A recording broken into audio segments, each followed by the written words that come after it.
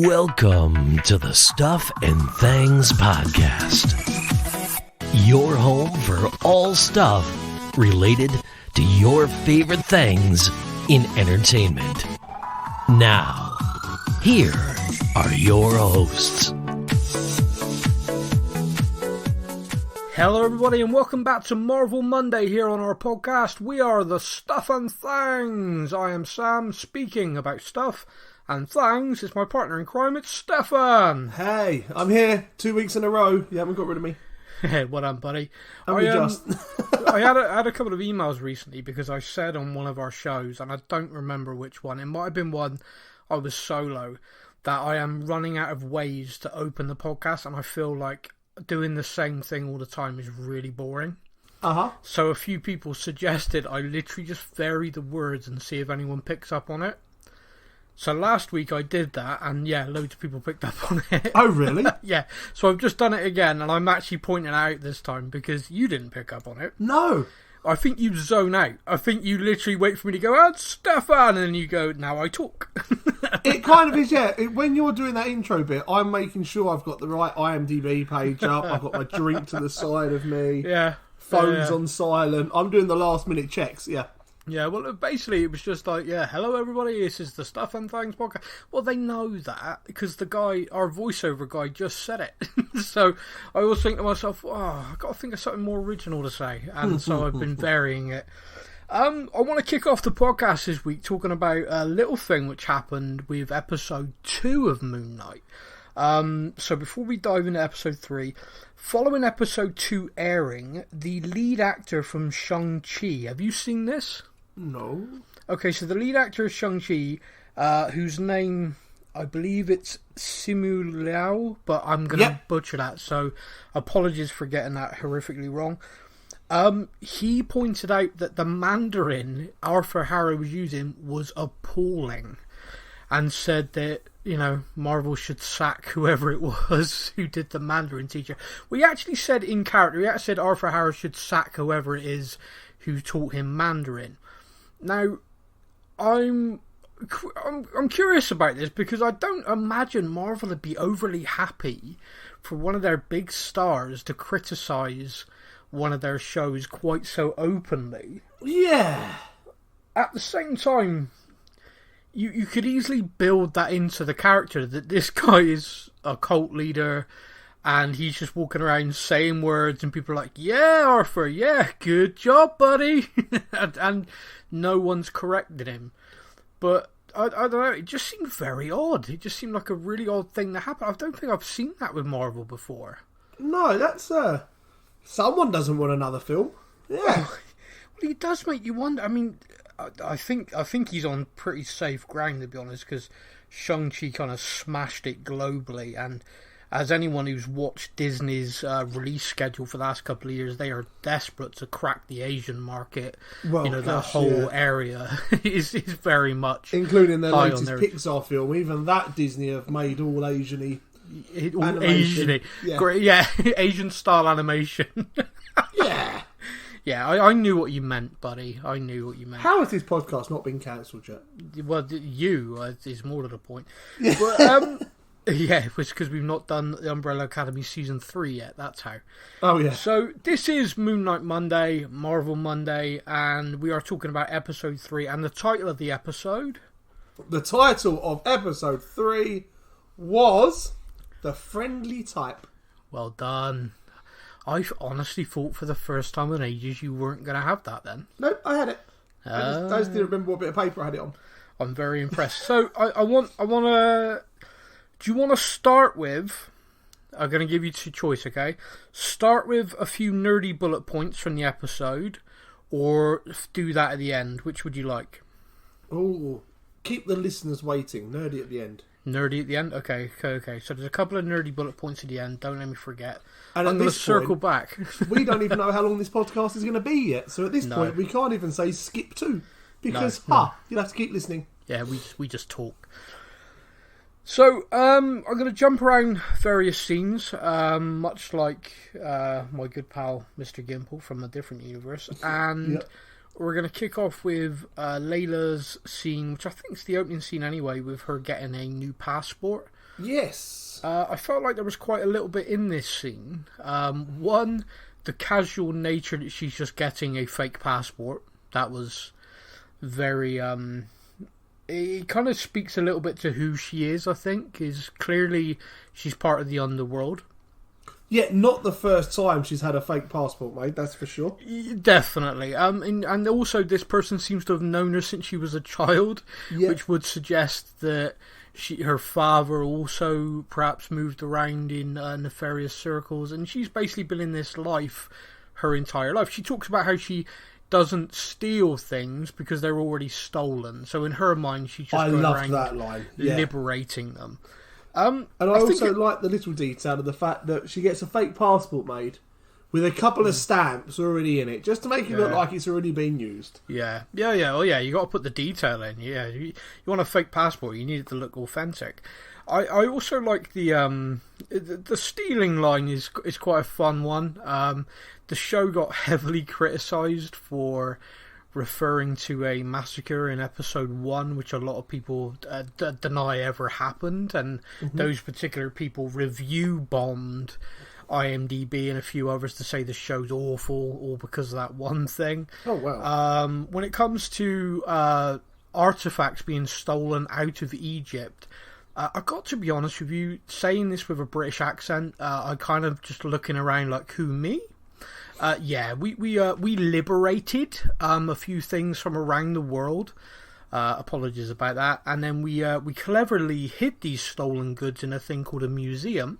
And you're not getting them back, basically. Yeah. So her liberating the stolen, that was fun. I like that. That was on point, I felt. Also in that, did you notice that she said, "What would your father think of his little scarab now?" Referring to her as a scarab. Of course, one of the main things in this show so far has been the scarab. Yeah. So I like that. She does mention in this scene, talk about her father. And later in the episode, there's a scene where we learn... So in the scene, we learn that her father was killed. Later, Harrow basically suggests to her that he was murdered and that Marc knows about it. Yes. Marc was most certainly there. Yeah. Do you think that ties into what we saw in the previous episode with the Harrow police, as I'm calling them, part of his cult, who showed him that picture of all the dead Egyptologists that he was wanted for? Quite possibly. Now, I did a little bit of research after this episode. Okay. And it turns out, I've already forgotten the name of it, and I should have written it down, and I'm really dumb for not doing it. Yeah. The character of Layla is actually based on a character from the comics, but of a different name. Yeah. Of which her dad did die in a dig site that Marc was kind of in charge of. Yeah. So it looks very much like they're taking a character from the comics, changing the name and changing a bit of her background, but still lining them up. Yeah, I mean, obviously the comics are the source material, so we can definitely look at them and look at the items, because there's obviously some more to that which we'll come to later on, but there is definitely a chance that is what it's going to be. Focusing purely on the show, I think... It's because Marc denied it, like really, really denied it. No, he's just trying to get in your head. Ignore him. But the question I want to put to you, to get your point, is it possible that he was there and involved and Marc just doesn't know? Or do you think the more likely explanation is Marc just doesn't want to tell her and he's keeping it a secret? At the beginning of the episode, I may have gone with he knows but he's keeping it quiet. And by the end of the episode, I'm like... Oh, maybe he just generally hasn't got a bloody clue. Yeah. Like, this episode has so much in it, and now we have all these new possibilities. I'm like, well, Marc could have been there in body. Well, that's the thing. I mean, we talked about it last week in episode 2. We called it, yep. Yeah, there's a possibility that there is a third personality. The reason why I said that is, again, in the source material, there is a third personality called Jake. I said, and I think you agree with me, that for TV, sometimes, if you go, okay, this person's now got 10 personality, it could become really confusing. Yeah. So we thought that maybe just having the two, flicking between the two, very contrasting, very night and day, which I think is kind of the theme they were going with, would make sense. But then we had that dilemma over, okay, who asked that woman out for a steak? Yeah. We know it wasn't Marc. We know it wasn't Steven. So we had that question mark. And then I think we put this out on TikTok, on Facebook and Twitter. The show actually released a poster before this show ever came out. Yeah. With 3 people. So the Moon Knight costume on one side and Mr. Knight costume on the other. And then in the middle, Oscar Isaac in dressed in white, like a white hoodie. Yeah. Everybody looked at him and went, oh, that's him, and that's his alter egos either side of him. But now we're looking at it going, wait a minute, he's dressed completely in white like the other two, and he's basically just a hoodie. Yeah. It's like massive question marks. Okay, boy, did we miss that one so easy. Yeah. I love it. I love that. It was literally right there the whole time. Yeah. and after this episode, I went online and everyone was just sharing that, going, I can't believe they did us like this. Yeah. I can't believe they did this. And I think if I was doing marketing and stuff like that for Marvel, for Disney Plus, and I designed that poster, I'd be sat there thinking, I am the smuggest git in the world right now. Yeah. I'd be watching the fan reaction now with people sharing that poster, just sat back thinking, I'm a genius. It's up there with Paul Bettany saying that he was so thrilled to get to work with his favourite actor. Absolute all over legend. again. Absolute legend, that was. But I do want to offer an alternative, which is somewhere there's a guy who designed a poster with Marc in the middle and Mr. Knight and at the other side, and now he's sat there going, oh, actually, their interpretation's much better. Yeah. Oh, yeah, I meant that. Yeah, I meant that. Did I do that on purpose? Damn straight I did. Of course I did, absolutely, yeah, definitely. So yeah, we do, in this episode, I think, see concrete evidence of the third personality. Marc is in Cairo. He's running across these rooftops, which was a great scene. I loved that on its own. And he's trying to find a guy who can give him information on a dig site for Harrow. When he gets there, some of Harrow's cult members have killed the guy. Yeah. And Marc, in essence, is then going to have to fight them. And what happens in this scene, I think, absolutely speaks to the fact there is a third. Because there's a moment where Marc disarms someone, and he's young, he's like a kid. And rather than absolutely laying him out with a punch, he slaps him in the face. And I was like, well, wait a minute. The Marc character we've seen so far has been bloody. He's like covered in blood and carnage and messing people up and killing people ruthlessly. What is going on here? So initially I was kind of thinking, is the impact of Steven tempering him already? But as the scene went on, and then of course we then get another scene with them, I think this is the evidence definitely of a third. I think so, yeah. Especially like the argument kind of between them. Damn, what's wrong with you? I don't know, it wasn't me. Yeah.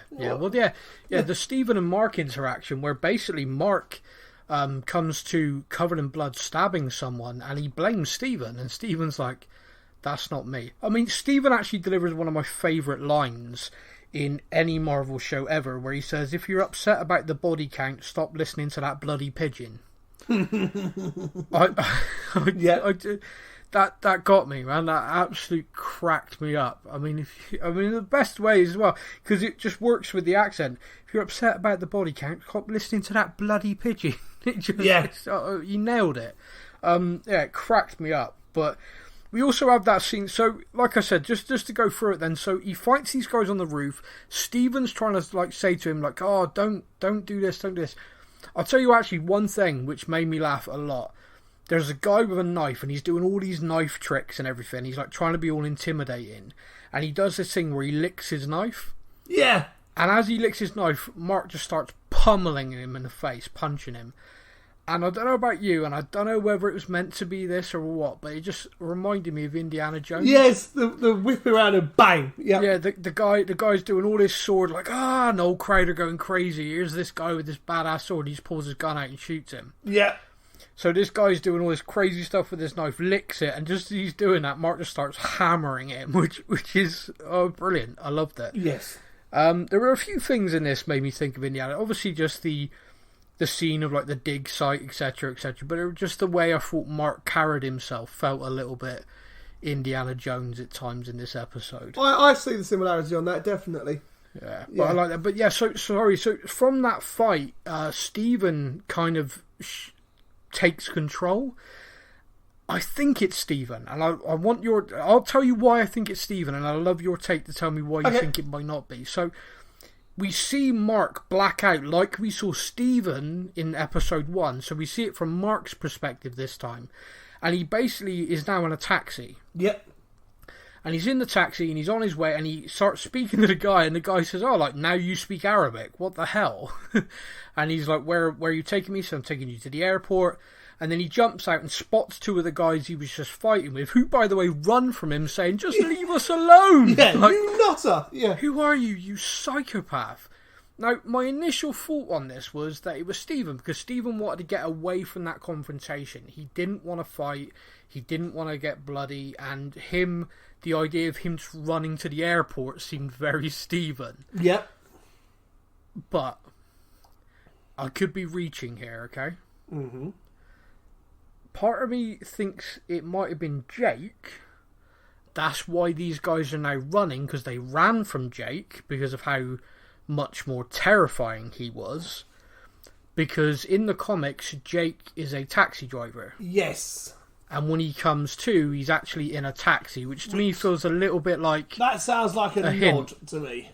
Yeah. That does feel like a little bit of a nod of kind of like, yeah, we know. And the guys were running from him. They were scared. So Mark was fighting them and he slapped them around and stuff. But then these 2 guys were genuinely scared of him at this point. Like, leave us alone. Yeah. It kind of makes you wonder what happened. You wouldn't have been afraid of Stephen, would you? Stephen probably would have taken over and gone, oh, sorry, are you okay? Yeah, let's talk about this, shall we? Let's have a chat, shall we? Which we basically see later on in a fight when he becomes Mr. Knight and then hands it straight back to Moon Knight. Because I love that. I've got this! No, your turn. No. Take the body. But in this scene, so Mark follows, he chases him down, and he gets knocked spark out. Mm-hmm. Interesting thing, when he gets knocked out, when he hits the ground, you see that transition thing, and you actually see him go to get back up before it transitioned. So Mark has been knocked out, and someone else takes control whilst Mark is knocked out. Yes. I find that fascinating. And so fascinating, like an absolute nerd level geek beyond belief. I have a family member who's got a degree in neuroscience. Okay. And I was fascinated at the idea, with this disorder, could one personality be knocked unconscious and then another personality emerge? Because to me, I'm thinking, if your body suffers trauma, surely all of your personalities suffer that. If it's a brain injury, you've been knocked unconscious, surely. And I'm told no. I'm told that actually could happen. That someone could faint with this disorder and then the other personality take control because that other one faint. I mean, that fascinated me. The human brain, people. So it's crazy. So if... Wow. Okay. So obviously they share one body. Yeah. But that personality could be knocked out. Yeah. And another personality, literally, he hits the floor and goes, yes, next. That's what happened. If anyone watching this watches it back, they actually cut it, the sort of shudder effect, as he's getting back up. So you actually see him hit the ground, he's out, his head's gone, his eyes have gone, and then you see his head come back up, and that is when it shudders and it's gone. So they actually show us that he's getting back up, and then the next thing you see is he's dragged these guys out into the desert and he's killing them. Yeah. And Mark comes back with a knife in one of the guys. The youngest one is terrified and wants to run away, as you would. Yep. And at this point, Khonshu shows up, So here's a question for you. Yep. Jake would appear to be absolutely brutal. Would you agree that Mark's trained, etc., but does seem to have a code? Jake seems to be straight up murdering people. Do you think Khonshu's aware of Jake? He refers to Stephen as the worm, the parasite, which suggested that he was kind of like, I know Mark, I trust Mark, and this guy's a pain in my ass. Yeah. But do you think that Khonshu's actually like, oh, Jake, now this is my boy. Well, yeah. This guy gets stuff done. It seems like Mark and Steven, with a V, don't know about Jake. So, but then Khonshu is kind of there watching over the whole thing. So you have to assume... You'd assume he must does know. Yeah. Either that or Khonshu's baffled by the fact that Mark slaps a guy 1 minute and then cuts his throat the next. Yeah, he's like, he's watching it going, Yeah, Mark, I said to take prisoners this time. What the hell, dude? But Khonshu says to him, like, oh, dangle him off a cliff, he'll talk. So he dangles this kid off, and again, this is another just line that creased me up. He's dangling him, he's got him by like a tie sort of thing. He's dangling him off the cliff, and he's like, tell me where he is. And this kid goes full on deep voiced praise Amet and cuts it to his death. Yeah. And you're like, oh wow. And then Khonshu breaks the tension with, I thought he'd talk. Just like, yeah, what? Didn't expect that. Okay. It's like, this guy's splattered all over a rock right now, Khonshu, and you're just like, oh wow, okay. I honestly thought he'd talk, never mind. Yeah, last time that worked. Oh, well. Yeah, exactly. Yeah, just like I honestly thought he'd tell us what we wanted to know, and just so Khonshu, infallible god, he is not. No. But the basic gist of where we are in the episode at this point is Mark is trying to find this dig site. We have seen that Harrow, with the Scarab, has found, or believes he has found, where they buried this great god that he worships, this Amet. Yep. And his followers are digging. So we are against the clock here. Mark and Khonshu are talking like, what can we do? You know, can we summon the gods? At this point, I'm kind of like, oh, hello. We are full on going into Egyptian mythology at this point. Okay. Yes. We are bringing, you know, because let's face it, you know, we've had Norse mythology in the MCU since the MCU began. With Thor, Odin, Loki. All of that is there, you know, Heimdall, everything. That is Norse mythology, and it's part of the comic book. Yeah. So I had to look into it, and there's loads of mythology from ancient Greece with Hercules and Zeus. Yeah, obviously they're coming in the next movie as well. So yeah, rumored to be introduced. By the way, just a side note. Henry Cavill playing Hercules, Thor's best mate, I think could be some of the best casting in the history of the world. The guy is a muscle mountain as it is. Formerly known as Superman, now known as Geralt of Rivia. Yeah.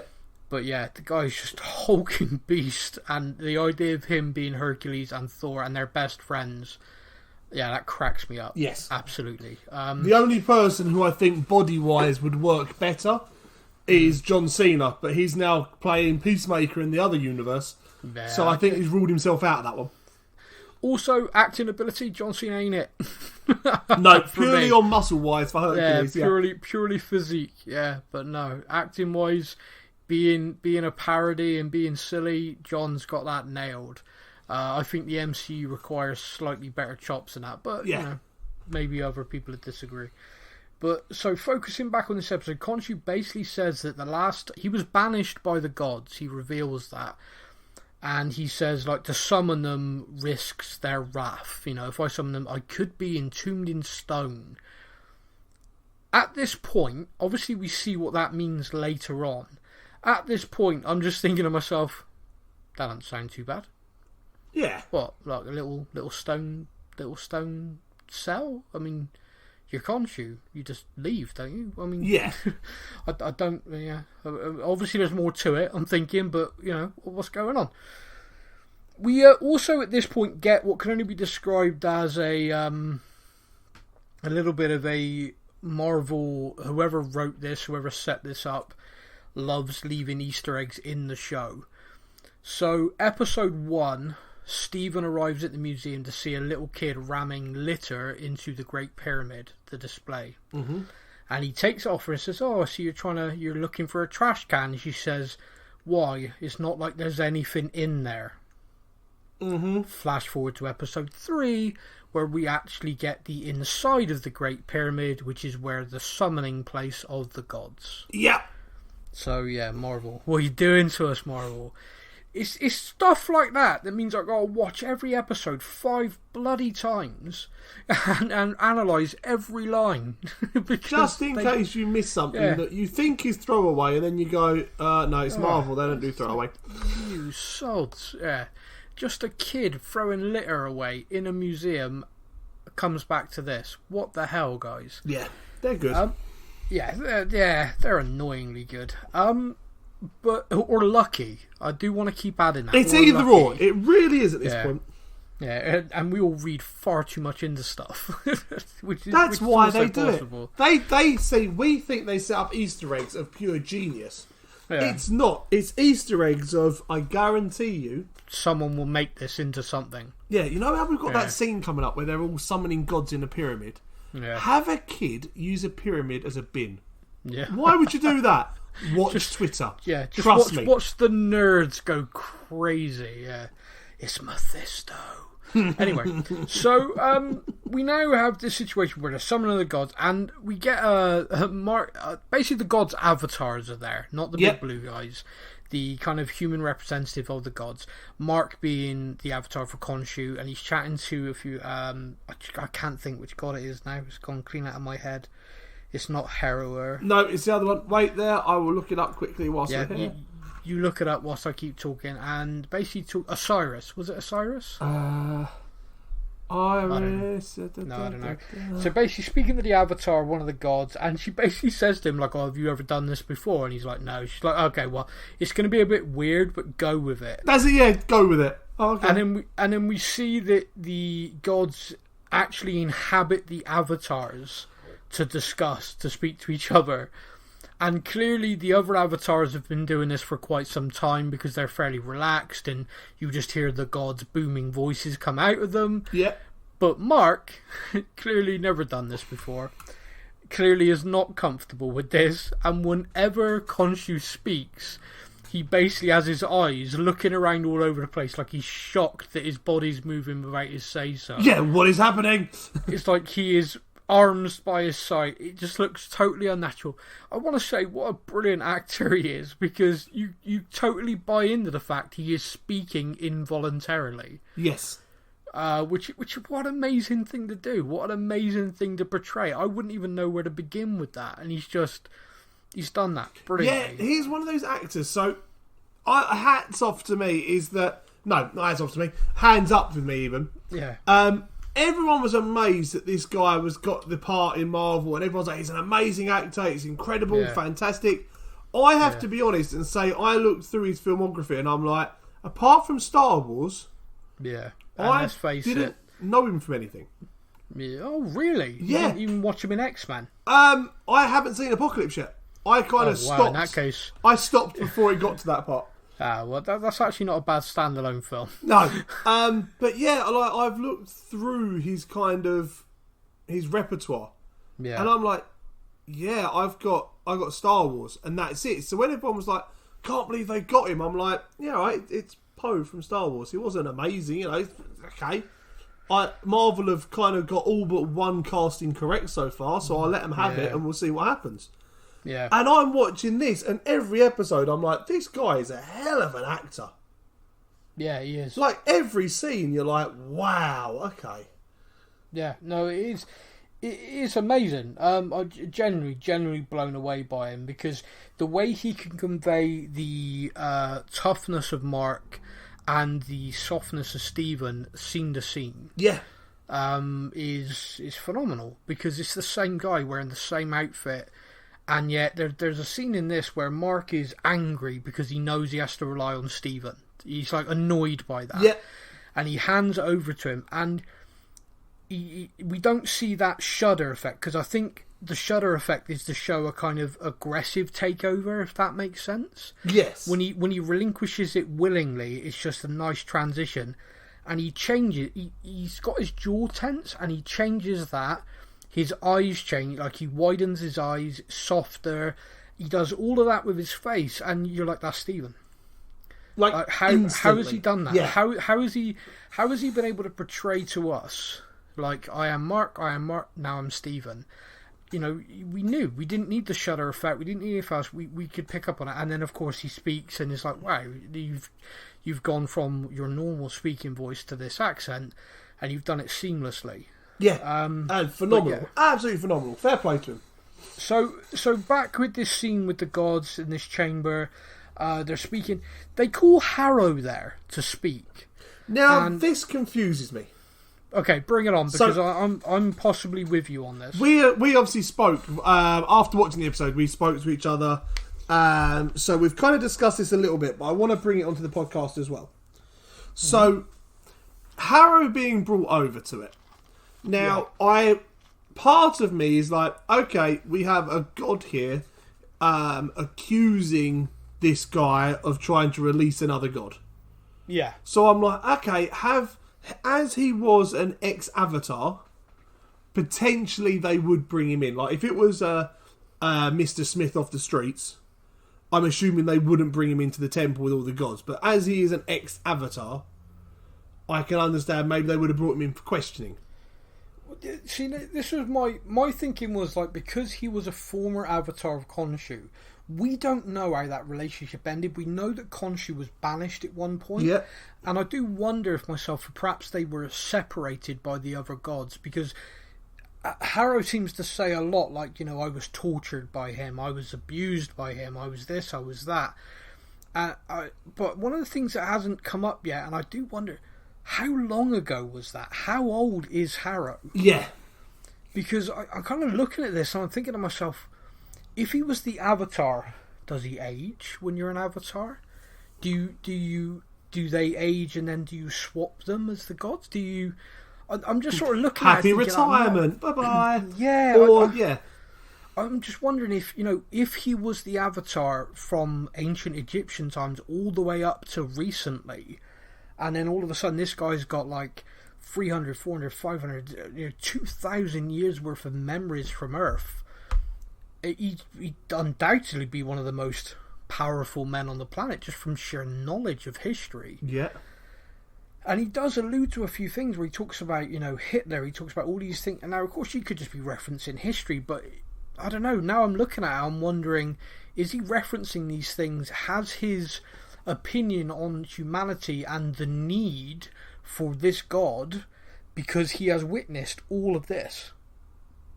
And I mean, he kind of, I don't know, it's difficult to understand that, but like you said, I couldn't quite understand why just a regular Joe human would be brought in amongst the gods. And it's clearly the way they speak to him, like they speak to him as if he is one of them, like an equal. Yeah. It's not spoken to of, oi, why are you trying to release that tomb? What are you up to? It's kind of like a lot more like, okay, so we've heard this nutter over here is saying that you're going to do this.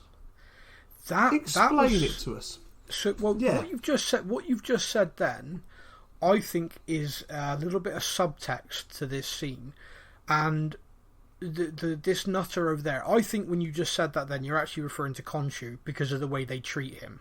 Yeah, but I found quite interesting was actually that Harrow, to use a modern parlance, which I've had to learn, is basically gaslighting the situation, because he doesn't really defend himself. He just says, I'm in the desert. He doesn't at any point say, I'm not looking for her. Yeah, he hasn't once denied it. He just kind of talks about turns it around and says, this man's sick.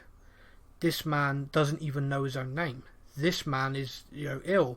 Khonshu is taking advantage of this poor, sick man. Yeah. It's basically a little bit of pointless society where people with mental health issues are basically just diminished straight away. Like, this person's opinion doesn't count because he's unwell. Yep. And the gods go with it. They basically just say, yeah, there's no evidence here. Which I think even though the guy didn't deny doing it once, he was just like, "Yeah, I'm in the desert, but you're going to listen to this guy over here who doesn't even know his name, really?" And that's it. And because of that, the gods just dismiss it. Yeah, you're right. The guy's unwell. So Khonshu's an idiot. This guy's unwell, unreliable witness. Khonshu, if you do this crap again, you're out. Yeah, and off they go. One of the things that is, like I said, with that is, like I said, it does feel a little bit nailed on, unfortunately, to how the world would work. You know, if someone with this disorder went to a judge and said, "This is happening," another guy went, "Are you really going to take his word? Really?" Yeah. You know, you don't even know who he is half the time. Yeah, who is he today? Yeah. The judge probably would say he's an unreliable witness, and this is exactly what's happened here. Yeah. And because of that, Harrow walks away, and goes back to doing what he's doing, and Khonshu's left with kind of like, "Oh, now what the hell do I do?" Mark, did you look up who that was? The avatar for which god was it? I'm looking. IMDb was it Hathor? I've looked on IMDb for the cast. Yeah. And it's given me Tough Nets, Horrors, and Isis. And it's not giving me the ones I actually want. Okay. So, basically, everyone who's seen it is probably screaming at the podcast. I'm really sorry. I cannot think of the name. I'm still looking. Alright. If you say it, just blurt it out. But basically, I think she kind of alludes to the fact that her god was very friendly with him. And so she, as an avatar, decides to try and help Mark. Yeah. And she gives him a tip about a tomb. She says, you know, this person was the only person entrusted with it. Find the sarcophagus and you will find the clue to where, you know, Amet is. Yeah. And so that's what Mark does. He goes to try and track down the black market, you know, the illegal smuggling trade. And that's when he runs into Layla, of course, who has arrived a few days later because she doesn't have these portals like, like Mark does, and she has to fly with a fake passport. Yeah. And she arrives, and the two of them are kind of reunited for some conversational time for the first time in a while. There's a couple of scenes with these two. One sort of in this kind of marketplace, and another where the two of them are on a boat heading towards to meet this guy who's this sort of. She says, "Oh yeah, he's got it." His name is Anton Mogart, which I'm possibly butchering. Now, Anton Mogart is a character from the comic books. Yep. He is a character from the comics who, in essence, becomes a bit of a rival to Moon Knight, a villain called Midnight Man. Yep. I feel like they're reaching with that. A little bit. It is Hathor's avatar. It is Hathor. There we go. Thank you, man. I appreciate it. Annoyingly, IMDb just called her Yatzil. No, someone's avatar. They actually gave her the name. So when everyone who's shouting, we got there in the end. Chill out. Yes. So Anton Mogart. Yeah. So he's a comic book character, everything like that. Now, firstly, I want to say how incredibly sad it is. The actor playing this character actually died recently. Back in January, yes. Yeah, he died. I think it was an accident. Like a ski accident or something like that. It was definitely an accident. Incredibly sad. Never got to see this series air. A young man in his 30s. So yeah, incredibly sad that he's passed away. He, in this scene, comes across as kind of like quite a rich socialite, but at the same time clearly his hands are not clean, I do not think. He has a lot of armed guards. Yes. He's being trained in some sort of like on horseback sort of combat, and the guy's ripped, which Mark doesn't like. Yeah, no, he's not impressed by this, especially the fact that he knows Layla. He's like, nope. Now, me and you talked about links to the other MCU films, other MCU shows. Did you pick up on the subtle link here? No. Okay, on the way, Mark and Layla are being led by one of the security guards who welcomes her, knows who she is. Hello, Layla. And he's going to take her to Anton. Yep. And then he says, "Oh, I'm sure he'd be glad to see you after the last time in Madripoor." And Madripoor, of course, is the city where the power broker was, Falcon and the Winter Soldier. Ah, yes. Yeah. Yes. So There's a tie-in, ladies and gentlemen. We have one. Well, we got several, but there's one. Yeah, I've got a couple, I think, but I'm not sure. A couple, I think, but I'm not sure. Yeah. Okay, well, we'll come to them at the end if you like. Yep. All right, so that was that one. So yeah, Madripoor is mentioned there. So Layla, interestingly, because these series are kind of limited run shows, we don't know if they're going to get season 2s or if the characters are going to spin off into other properties. Do they introduce them here and then give them a movie? We don't know yet. Exactly. So Moon Knight is being introduced in this series. Whether he then appears in another movie or a kind of a series with characters coming together. The rumour is, of course, there is going to be a team-up Moon Knight with a few other characters.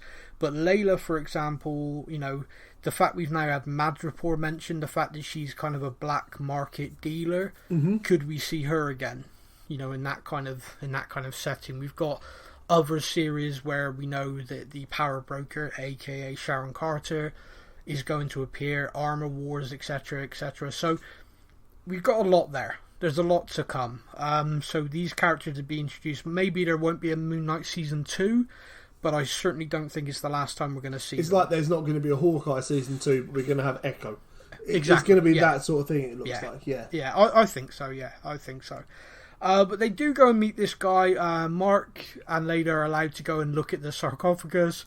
And Marc pretty quickly realises he's completely out of his depth. One of the things I find interesting is Layla says to him, "You need Steven." Yeah. He doesn't like that. Nope. He doesn't like that one bit. And we've got that beautiful use of reflections again with Steven basically like, "Oi, yeah, do you want my help? Let me take the body." And Marc's like, "Not a chance." They go back and forth on this, and eventually Steven kind of agrees to like, "Okay, fine, there's no need for there to be a big fight, I'll try and help you." He starts telling him what he needs to do. The security guard obviously doesn't like the fact he's messing with the sarcophagus. You touched it. Yeah. Yeah, and Marc then kind of reveals that he's not just this mild-mannered guy by taking the gun off him easily and then going, crap. Yeah. it's like, oh yeah, I've kind of just given the game away, haven't I, by the fact I've just rinsed you of your gun. Hands it back to him, and the guy points it at him again, like, mate, he's just taken it off you once. Do you really? You're going to point it at him again? Yeah. But yeah, so that happens. Layla and him are basically now being held at gunpoint, and then Harrow shows up. Yeah. We mentioned this a little bit earlier. We mentioned that Harrow shows up talking to Layla about her father's death and basically pointing at Marc. A little bit of tension there. Yeah. Marc's just like shaking his head like, "Go away." And she's boring a hole in him like, "Really? Do you know something?" He's like, No. Of course I do not know anything. Again, I'd like to point out, my initial thought was he's just denying it, and he does. But I actually now genuinely think that he doesn't. He's just like, Harrow's talking crap, ignore him. Yeah. I think Jake might know what happened, if there is a Jake. A third personality, anyway. Yeah. I think you're on something there. We then have this situation where Harrow's there. Have you noticed whenever Harrow shows up, Khonshu's like, "Kill him. Rip his throat out. Kill him. Yeah. Summon the suit." Khonshu's not a big fan. No, I would love to find out. See, there's only a few episodes left, but I would love to find out why he's a former avatar of Khonshu. Why the two of them are clearly at odds now. Yeah, because it doesn't sound like, especially with the Marc situation, it doesn't sound like you get to just turn around and go, "Yeah, I'm done now. Yeah, I'm done." Agreed. Yeah, exactly. I've done a couple of things for you. Been a bit of a laugh. The portaling, good fun. Yeah. Moon Knight, awesome outfit. Love that. Yeah. But love the outfit. I've been offered a job in the bank now, so I'm gonna go. Yeah. So I'm gonna be out. Peace. Yeah, no, I'm with you. I don't The think neighbours it's are a great fighter. If you want to take them, it's fine. Yeah, it doesn't seem like that sort of thing happens. Doesn't appear to be, no. So I'd love to find out about that. But the fact that he does summon the suit, Harrow bugs out, as Harrow should at this point. Yeah. And we have, I think, a really, really fun fight sequence, which I had a massive smile on my face when he jumped down and his cape formed the moon. Yes, that was awesome. That was just as a so... little visual geeky thing. I was like, that's cool. It was so, you could do that, and it's like, oh, that's naff. But no, I loved it. And I'm like, my brain went, wait, we've seen him jump around before. Has this happened already and I've missed it? Or is this the first time? But it's damn cool. First time. It's very cool. Very, very cool. Loved it. He also then starts beating the crap out of people. The numbers game does catch up with him. And one of the things that gets said in this is, Mark, you'd already be dead if not for my healing armour. Which kind of suggests that when he's wearing it, he can be hurt, but then he heals quickly. Because you see him get impaled like 4 or 5 times. Yeah. And then he works his... And he actually gets stabbed through the stomach once, and it comes out, and then he kills a guy by thrusting him onto it through his stomach. Yeah. Which was a great kill. Very gross, but great, yeah. Very, very awesome. But then we see Stephen, like, because he's obviously getting bloody at this point, and Stephen takes over. All right, time out, everybody, let's just chill. Oh, it's great. The guy's like on the floor dying, and he's like, "Are you all right, mate?" oh, are you okay? That looks like it might have hurt. Yeah. And then someone impales him, and he's straight away, "No, Mark, no, take the body. Yeah, I'm out. And Mark tapped out. Yeah. And Mark See, what I find in this episode, which I thought was great, was you're starting to see more of a symbiotic relationship between the two of them. Yeah. And in this fight scene, for example, you get to see Stephen goes, "Do you know what? I am an expert. I have worked out this Egyptology. I've done that. But when it comes to the fighting, okay, Mark, it's you. All right, I tried to be, pacifist. I tried to say time out in peace. They're weren't listening to me, so therefore kick their ass. Yeah, deal with it, Mark." So Mark does, with Layla's help, I'd like to point out. I just want to say this again. Layla is a badass. She's certainly helping her way. Like, she's not just watching and waiting around. No. She's getting involved. No, she's getting involved. That necklace thing that she was wearing, it turns into 2 daggers. Damn cool. Yeah. Loved that. Took that guy out beautifully. The guy, Anton Mogart, is going to try and mow her down. Mark gets to her, and he basically throws one of his Moonlight boomerangs, hits him. I heard someone call them moonerangs. Moonerang, I like it. I have no idea if that's a thing. It is now. But it made me laugh. It's now a moonerang. So it hits him as he rides off. So I don't think he's dead. The character, anyway. No. God, that was an awful thing to say. Sorry. Yep.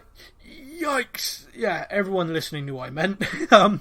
But he rides off. I think that character may appear again if in this series, or of course if possibly not, maybe. But Mark saves Layla, and they get out of there, and then they've got these clues to try and work out where in the hell this tomb is. Yes.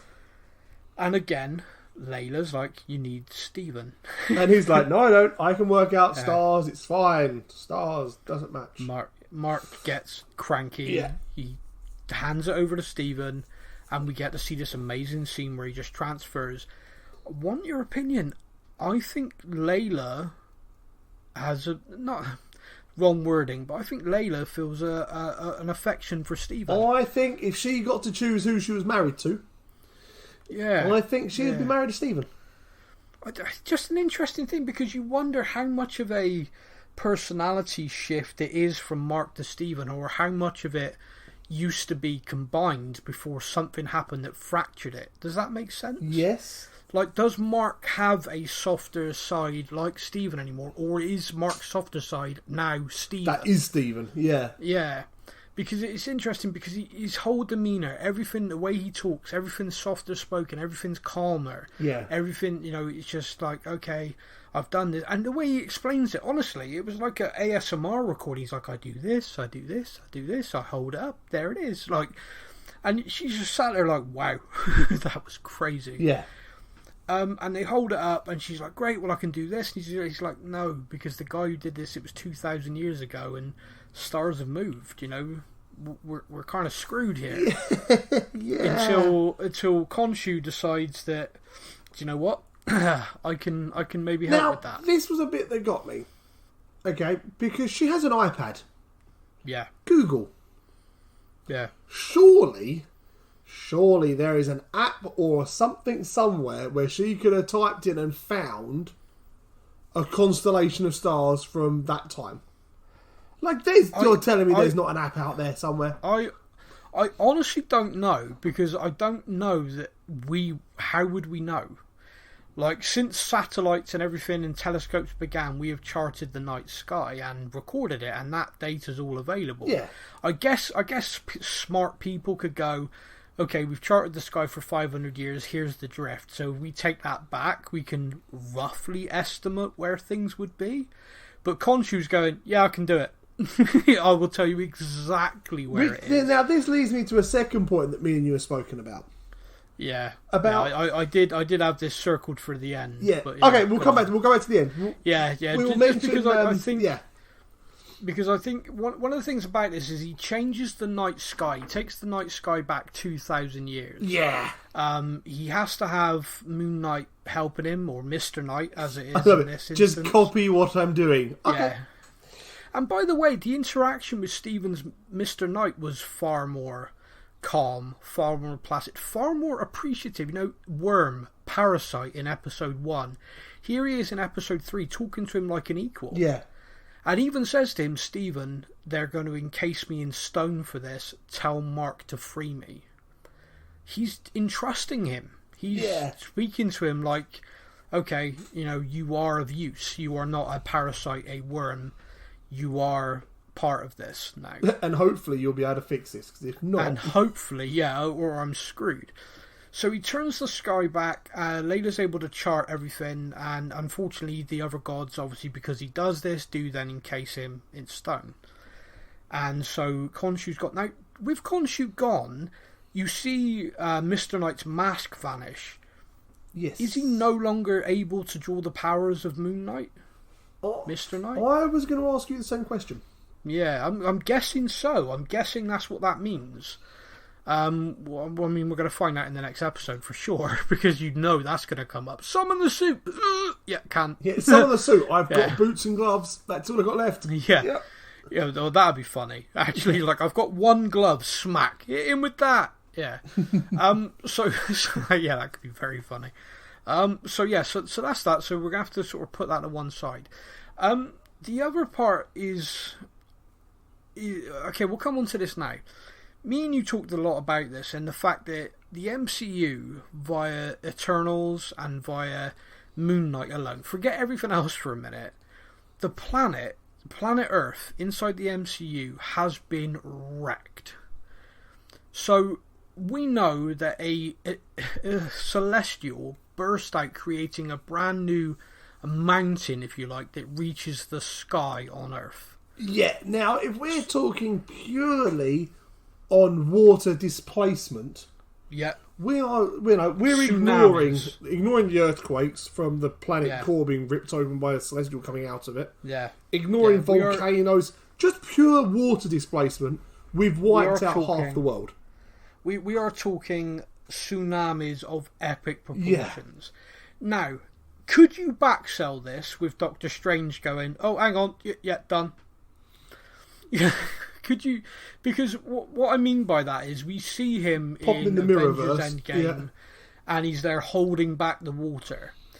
If, for example, this happens and Doctor Strange is kicking back, 221A, whatever, watching some Sherlock Holmes, going, "Oh, yeah, I recognise that guy."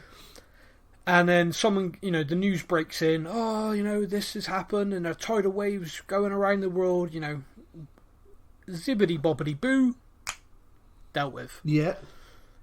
You can backsell basically anything now with that. We have magic and dragons. Like, they can get away with a lot. What I don't like is the fact they're not even mentioning it.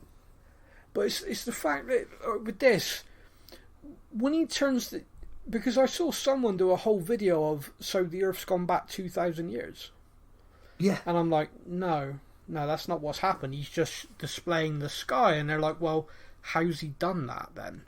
If it's just a display for them to see, is everyone on Earth seeing that? Is and they are, because they show... Well, they at least show people in the middle of Cairo looking at the sky. Yeah, exactly. And it's all changing. Now, let's not even get into the whole thing of how do we get high tides and low tides? Well, that's the gravitational pulls. So if you're doing a 2,000-year moon cycle in the space of like a couple of minutes, again, how much of the world has just been sunk or droughted? Yeah. So I don't think we're going to get an answer to that. I think we're kind of taking that on the chin, so to speak. Which is fine. It's such a big thing now that they've done it twice. Yeah. And it's like, come on, you've got to at least give us something here. I'm with you, and I'd like to see in the final 3 episodes at least something address that. Could you actually imagine, right, just absolute hilarity of a cameo of Doctor Strange in this, basically ranting at Khonshu about how he's had to put all this straight, you mad old bastard, or something. Yeah, do you realise how much it takes? But, like, it's just one of those things, like, we've spoken about before, like, the MCU is, it's amazing events happening in the real world. Exactly, and they even touch, Civil War and things. They talk about the damage that the Avengers actually, you may have saved the world, but do you know how many people also died as the collateral? Yeah, and we've seen that in Hawkeye, how great that was, that we saw that her whole character arc came about because of the Avengers, from the original Avengers. And they've touched on all these different things of it, like they've kind of gone, because we all joked around beforehand about, Hulk smashing things. Yeah. And people going, why is no one talking about the fact that, an alien spaceship has just gone through a building? Yeah. And then Hawkeye came out and they did talk about it, and you're like, yes! Yeah. Like, you're tying up all these loose ends. Brilliant. Oh, tsunamis? Nah. Yeah, well, let's see. Let's give them the time to do it, because they didn't tidy up the other stuff straight away. No, and I do trust Kevin Feige and all that lot. We trust them completely. Yeah. I just hope that it gets mentioned somewhere. So I have one final thing, which I think's an Easter egg. Well, I'm not going to lie to you. I didn't spot this, but I saw a few people online talk about it, and then before we recorded today, I saw it get confirmed. Ooh. Which it's kind of crazy that they've confirmed this. So this was confirmed by the director of the episode, the showrunner. Ooh. In this episode, you see the young kid that Mark slaps. Yep. Yeah? He's wearing a jacket. On the back of the jacket is a symbol for a Rama Tut, who is an Egyptian pharaoh in the Marvel Universe. Rama Tut, in the Marvel Cinematic Universe, or in the Marvel Comic Universe, was Kang the Conqueror. Oh, dang. Okay, that's not where I thought that was going at all. No, you thought it was going to be Mephisto, didn't you? No, I've seen a couple of other things that I want to... I've got a couple of things circled at the end as well. So that there was... Yeah, so in this episode, we do have a massive another nod to Kang. Now, we know that Kang is coming. Yeah. Because we've seen him in Loki, the version of him, the He Who Remains. Yep. Now, in this, we have seen the version Rama Tut clearly existed. This is a nod to that in Egyptology. Yeah. So are we going to learn a little bit more about that? Was Rama Tut the person, the avatar that betrayed? They keep going on about, she was betrayed by a human. Was that Kang? Did Kang take the power and betray her? Oh, most likely, yeah. Yeah, definitely Kang. Yeah. Very, very Kang, that. Very Kang. We know he's coming up in Ant-Man as well. So, yeah, I think the big bad for the MCU is going to be Kang for a little while. Yeah.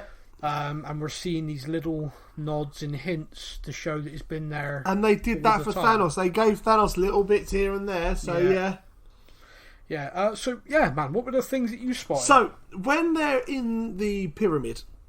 Yeah. And they're talking, and there was 9 statues, I believe. Yes. But only, 6 avatars. Yes. And I was desperately hoping... When I first saw that, I was like, oh, there's 3 missing. There's 3 gods missing. Yeah. The god that we know is Thor. Thor's next film is going to have the God Butcherer in it. And I'm like, oh, is that a little nod? Like, go on, mention that some of them can't be there anymore or something. And I was like, go on, give us a nod to the next Thor film. Yeah, no. And there wasn't one. And the other one was the Black Panther. Have you seen this Black Panther theory? No. So there are 2 gods mentioned. And again, I can't bloody find them now. Okay. There are 2 gods that are mentioned in this episode that Black Panther himself mentions in his film. Really? Yeah, it's Sechem. I think it was Sechem or something like that. Well, I'll tell you why I find that interesting. Because there was one of the avatars in there was clearly more of African descent than what you'd class as the ancient Egyptian kind of look. Yeah. And I did think to myself, because I saw a lot of people beforehand said, oh, there's a Black Panther link. But to me, I didn't see it. I couldn't see the link at all. And I looked afterwards for people who do the breakdown videos. Yeah. Like the new rock stars and people like that. So I thought, oh, I've missed this. I'd love to know what it was. Nobody's pointing it out. I'm having a quick Google to get the names now. But yeah, he mentions Bass. That's it. Khonshu. So in ancient mythology, Khonshu and Bast are the children of the sun god. Yeah. Ra. However, Khonshu, obviously, so Bass is also named. Wait till the worlds find out the 2. Yeah, so basically, the brother of Khonshu is the Black Panther, the original Black Panther, Bass. Okay. And he is mentioned in Black Panther. They actually mention the names Bass and the other one. So there is a link there. Ah, yes, the other one. The other one, Sechem or something like that it is. But yeah, Black Panther himself actually mentions them. Yeah, no, I didn't see them at all. That's brilliant. I'd like to take credit for it, but I can't. No. Well, yeah, screw it. Take credit for it. Well done, buddy. Yes. Great work. I mean, that's it. I mean, I've talked myself out. I think I've covered everything I possibly can. The show is so layered and so dense. I am having to watch every episode a couple of times, which I'm not mad about. I'm enjoying it because I'm spotting things both times, if that makes sense, and I am enjoying it. So, but yeah, we'll be back again next week to discuss episode 4. I can't believe we're over halfway. Yeah, again, I'm getting to that little bit of concern because I'm like, there's a lot to wrap up. There's a lot going, and they're doing well. Like I think every season this has happened. I'm like, Winter Soldier, we got halfway through and we were like, we've only just started. What is going to happen? Yeah. I do have to say as well, as a little bit of a warning. So a lot of the big fan sort of nerd sites or everything have been given a preview of episode 4, so they can create content based on it. And no spoiler reviews is absolutely split. It is Marmite. Some people love it, and they're all talking about the ending. Episode 4, they're all saying it ends, and you're either going to love it or you're gonna hate it. Ooh. And they're saying there are people, like there's 1 or 2 of them who are quite big Marvel blogs who have said, I don't think I'm going to bother watching 5 and 6. Oh, I'm going to have to check my emails because that one must be in there somewhere. Yeah, definitely. A massive thank you to everybody for listening. We love talking about this show. I hope you're enjoying it as well. Get in touch with us. You can find us across all of the social medias, Facebook, Instagram, Twitter. We're on TikTok, posting videos constantly, having fun, normally just making jokes. And of course, we'll be back here wherever you get your podcasts every week. Marvel Monday will continue next Monday. Until then, everybody, you take care. TikTok, Mark Spector, TikTok. Thank you for listening to the Stuff and Things podcast. We hope you enjoyed the show. You can find us on Facebook or online. Simply search the Stuff and Things podcast to join in our conversation every week.